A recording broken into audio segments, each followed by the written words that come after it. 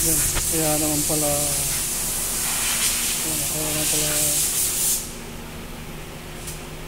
ay bumumba eh. Yung mga kulangot na. Tudas.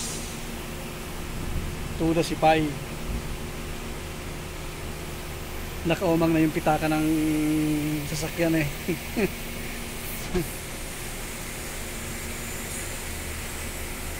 Malaki ang babayaran ni Pai.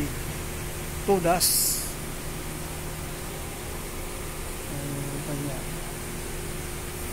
Sign talaga na all sludge na.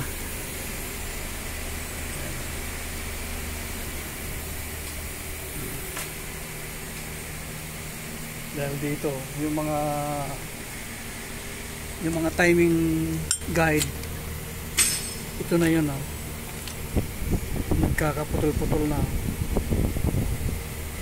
kaya kumalang na sa pick up tube ng oil pump. Yan, ito yung bomba,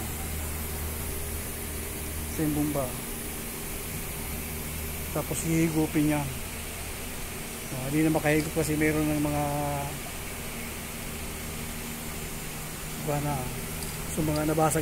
nabasag timing component.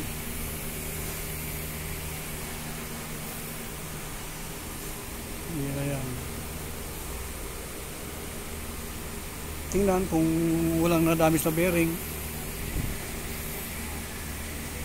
Pero ito dami yung mga bearing yan yung mga kayod, kinayod na siya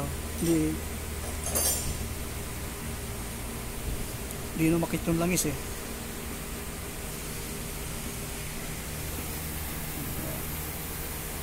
Ito yung cylinder head.